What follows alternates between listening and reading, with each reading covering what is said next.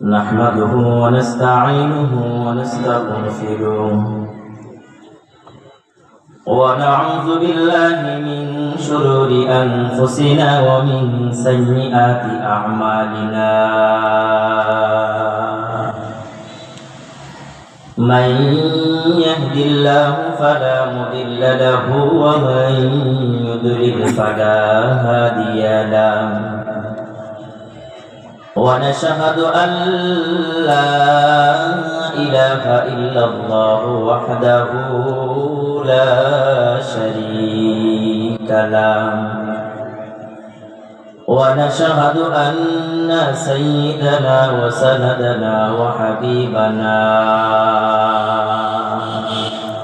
وحبيب ربنا وطبيبنا وطبيب قلوبنا ومولانا محمدا عبده ورسوله أرسله الله تعالى بالحق بشيرا ونذيرا وداعيا إلى الله بإذنه وسراجا وقمرا منيرا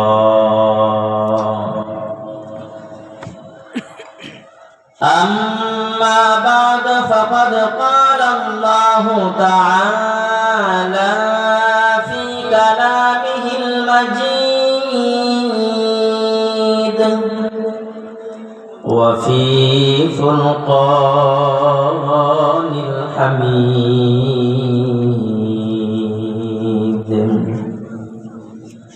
أعوذ بالله من الشيطان الرجيم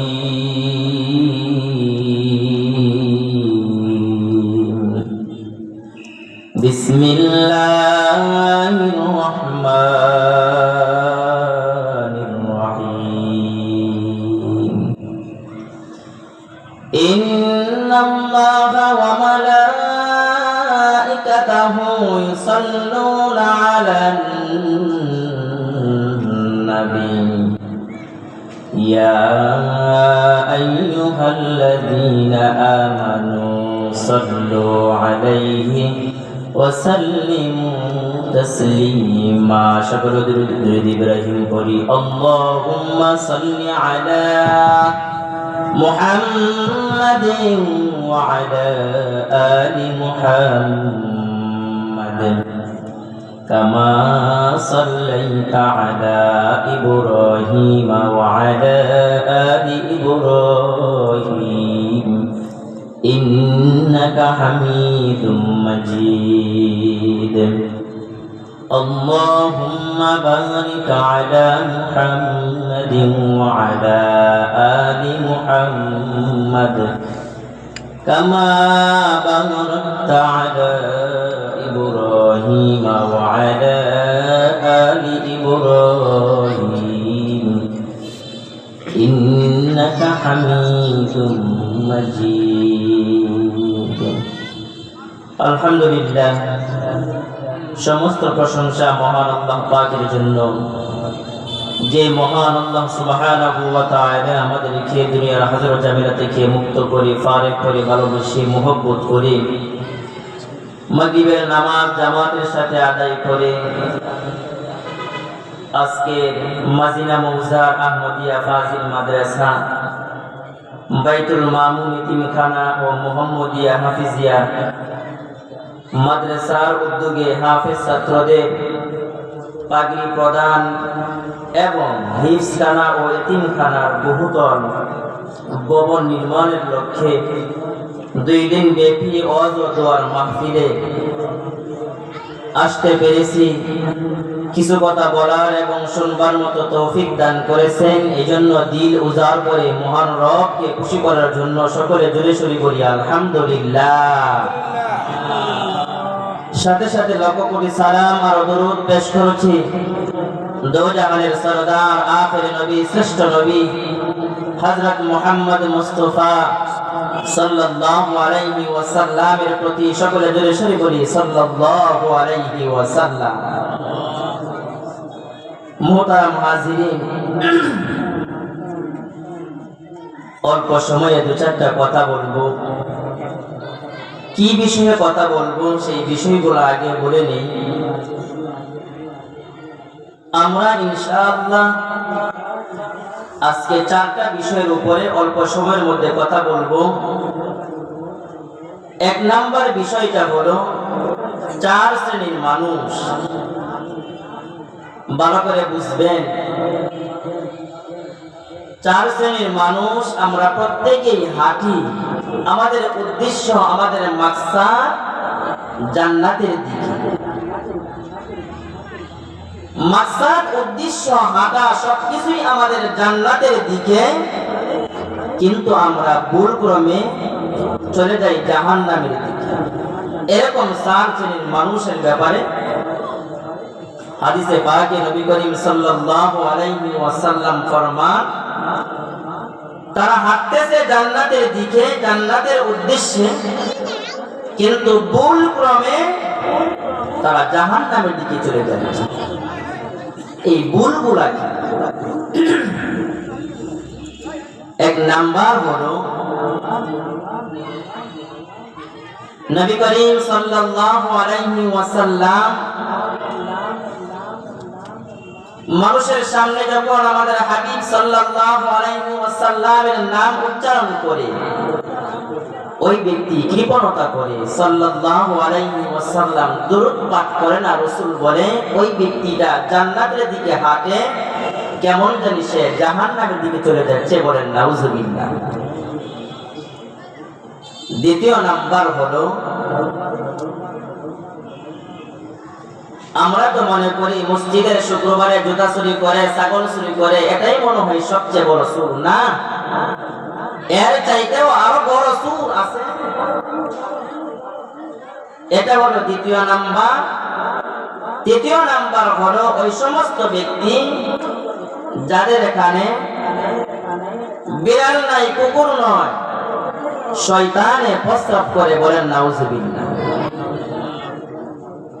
চতুর্থ নাম্বার হলো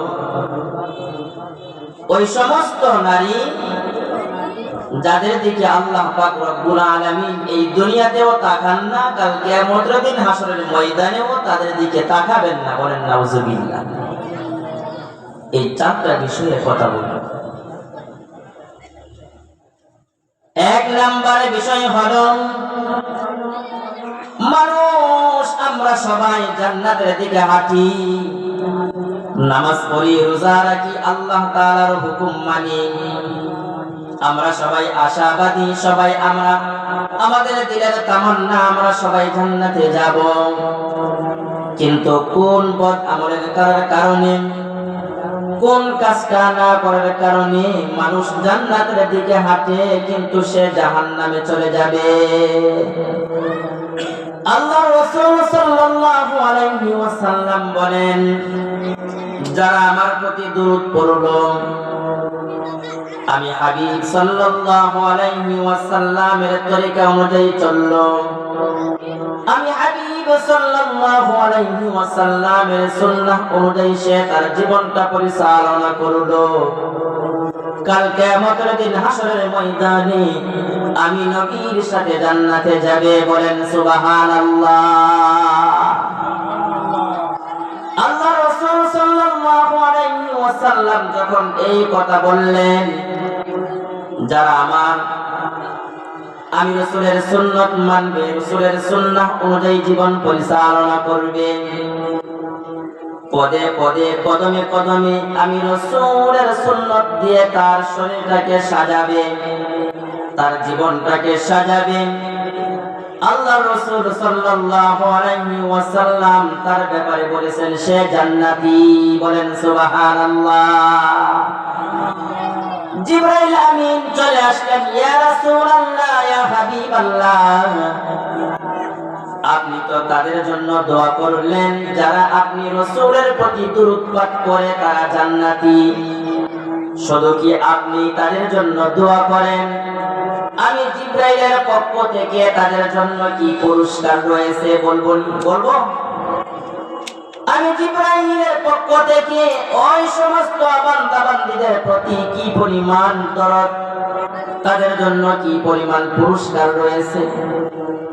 আল্লাহ রাসূল সাল্লাল্লাহু আলাইহি ওয়াসাল্লাম কে বলেন, ইয়া রাসূলুল্লাহ, ইয়া হাবিবাল্লাহ, আপনার উম্মতের মধ্যে যারা আপনার নাম শোনার পর দরুদ পাঠ করবে, যারা আপনার রাসূলের সুন্নাহ অনুযায়ী জীবনটা পরিচালনা করবে, কদমে কদমে পদে পদে রাসূলের সুন্নতকে আঁকড়ে ধারণ করবে, তাদের ব্যাপারে আমি জিবরাইলের পুরস্কার হলো কাল কিয়ামতের দিন হাসরের ময়দানে বান্দা বান্দীরা যখন ফুলসিরাত পার হবে অনেক গুনাহের কারণে তারা জাহান্নামের মধ্যে পড়ে যাবে, নিচে পড়ে যাবে। এদের মধ্য থেকে ওই সমস্ত বান্দা বান্দীদেরকে আমি টেনে টেনে টেনে টেনে জান্নাতে পৌঁছে দিব। বলেন সুবহানাল্লাহ। জিবরাইল আমিন কাদেরকে জাহান্নামের আযাব থেকে ফুলসিরাত পার হইতে গিয়ে যারা পড়ে যাবে, ওই সমস্ত বান্দা বান্দী তাদেরকে, যারা নবীর উপর দরুদ পাঠ করেছে তাদেরকে। জিবরাইলের এই কথা শুনে মিকাইল চলে আসলেন, ইয়া রাসূলুল্লাহ, ইয়া হাবিবাল্লাহ। জিবরাইল আমিন বলেছেন জাহান্নাম থেকে জান্নাতের পথে উঠাবেন। আমি মিকাইল আপনার ওই সমস্ত বান্দা বান্দীদেরকে কি দেব জানেননি? কাল কিয়ামতের দিন হাসরের ময়দানে যখন আপনার উম্মতেরা যখন পিপাসারত থাকবেন, সূর্যটা যখন মাথা আধা হাত উপরে চলে আসবেন, নিচে তামার জমিনটা থাকবে তামার, শরীর থেকে গাম ঝরাইতে থাকবে। কিভাবে গাম ঝরাবে? একটা মোম থেকে যেভাবে আগুন ধরাইলেন, যেভাবে মোমটা আস্তে আস্তে গলে যায়, কাল কিয়ামতের দিন হাসরের ময়দানে আপনার এমন কিছু বান্দা বান্দী তারা হাসরের ময়দানে সূর্যটা মাথার উপর থাকবে, নিচে থাকবে জমিনটা তামার। আমি মিকাইল আপনার ওই সমস্ত বান্দা বান্দীদেরকে যারা আপনার উপর দরুদ পাঠ করছে তাদেরকে আমি হাউজে কাউসারের পানি পান করাইব। বলেন সুবহানাল্লাহ।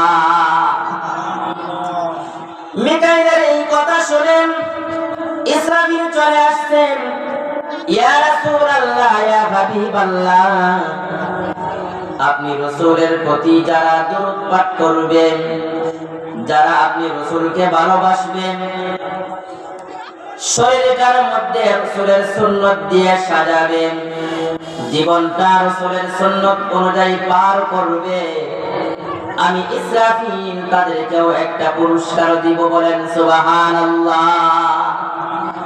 কাল কিয়ামতের দিন হাসরের ময়দানে আমি ইসরাফিল হাসরের ময়দানে আমি লক্ষ লক্ষ ফেরেশতাদেরকে জমায়েত করব। ফেরেশতাদেরকে আমি একসাথে জমায়েত করেন এবং আমি একটা দোয়ার আয়োজন করব। যেমন আজকে ওয়াজ ও দোয়ার মাহফিলের আয়োজন করেছেন আপনারা, অনেক টাকা পয়সা খরচ হয়েছে, অনেক অর্থ পরিব্যয় হয়েছে। বাবা মা দুনিয়া থেকে বিদায় হলে আমরা এতিমখানায় খরচ করি, মাদ্রাসা মসজিদে আমরা দান করি দোয়ার জন্য।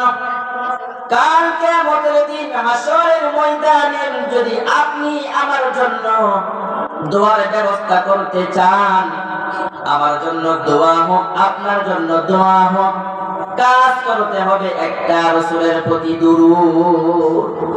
ইসরাফিল বলেন, ইয়া রাসূলুল্লাহ, ইয়া হাবিবাল্লাহ, আপনার উম্মতের মধ্যে যারা আপনি রাসূলের প্রতি দরুদ পাঠ করবে, নিজের শরীরে, নিজের জীবনে, সংসারে, রাষ্ট্রে, সব জায়গায় আপনি রাসূলের সুন্নতকে অনুসরণ করবে।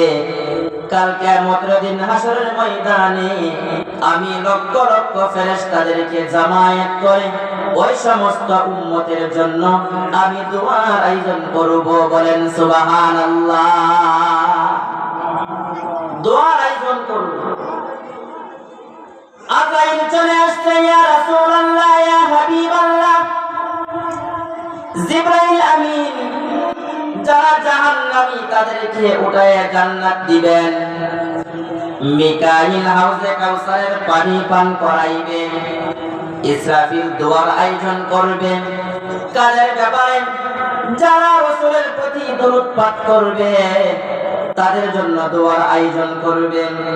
ইয়া রাসূলুল্লাহ, ইয়া হাবিবাল্লাহ, আমি আজরাইল আপনার উম্মতের জন্য কিছু করতে চাই। বলেন সুবহানাল্লাহ। আজরাইল কি করবে? আজরাইল তো এমন ব্যক্তি যার ভিতরে কোনো দয়া, মায়া, ভালোবাসা, মোহব্বত কোনো কিছু নাই। আজরাইলের ভিতরে কোনো ভালোবাসা আছে? মোহব্বত আছে? মোহব্বত নাই। আজরাইলের ভিতরে আল্লাহ তাআলা কোনো মায়া, মোহব্বত, ভালোবাসা কোনো কিছুই দেন না। ইয়া রাসূলুল্লাহ, ইয়া হাবিবাল্লাহ, আমি আজরাইলের ভিতরে আল্লাহ পাক রব্বুল আলামিন কোনো ভালোবাসা দেন নাই। যদি ভালোবাসা দিতেন, দুনিয়ার মধ্যে হাজার নজির এমন আছে, মা বাবা সন্তানের জন্য দোয়া করে, আয় আল্লাহ, আমার জীবনের বিনিময়ে হলেও আমার সন্তানটাকে আপনি দুনিয়াতে রাখেন। এই দুনিয়া একমাত্র মাই সন্তানের জন্য করতে পারে। এই দোয়া একমাত্র বাবাই সন্তানের জন্য করতে পারে। অন্য কেউ এই দোয়া করতে পারে না। আজরাইল তার ভিতরে যদি এই ভালোবাসা, মোহব্বত যদি থাকতো, মা বাবার প্রতি দরদ দেখাইতো, মা বাবা যখন বলে আমার সন্তানটাকে আল্লাহ তুমি নিও না, আজরাইল চলে আসে, তাবা মেরে নিয়ে চলে যায়। ইয়া রাসূলুল্লাহ, ইয়া হাবিবাল্লাহ, আমি আজরাইলের ভিতরে কোনো ভালোবাসা নাই, কোনো মোহব্বত নাই, কোনো আন্তরিকতা আমি আজরাইলের ভিতরে না। ইয়া রাসূলুল্লাহ, ইয়া হাবিবাল্লাহ, তবে আপনার ওই সমস্ত উম্মতের প্রতি আমার ভালোবাসা হবে। কাদের ব্যাপারে ভালোবাসা হবে? যারা আপনি রাসূলের প্রতি দরুদ পাঠ করবে। বলেন সুবহানাল্লাহ। আপনি রাসূলের প্রতি যাদের ভালোবাসা, মুহাব্বত থাকবে, জীবনটা রঙিয়েছে রাসূলের সুন্নাত অনুযায়ী, জীবনটা পার করলেন আপনি রাসূলের সুন্নাত অনুযায়ী, তাদের ব্যাপারে আমি আজরাইলের ভালোবাসা থাকবে। আমি আজরাইলের কোনো ভালোবাসা নাই। আপনার উম্মতের প্রতি, ওই সমস্ত উম্মতের প্রতি ভালোবাসা থাকবে যাদের ভিতরে, যারা আপনি রাসূলের নাম শোনার পরে দরুদ পাঠ করে, সকলে বলেন সাল্লাল্লাহু আলাইহি ওয়াসাল্লাম। যারা দরুদ পাঠ করবে, আমি তাদের জানটা কেমন ভাবে কবজ করে নিব, কেমন ভাবে কবজ করে নিব। ছোট্ট মাসুম বাচ্চা তার মার কোলে যেভাবে ঘুমায়, যেভাবে মার কোলে সন্তান ঘুমিয়ে যায়, ঠিক তেমনি ভাবে ছোট্ট মাসুম বাচ্চা মার কোলে যেমন ভাবে ঘুমায়, আজরাইল তার জানটা কবজ করে নিবে।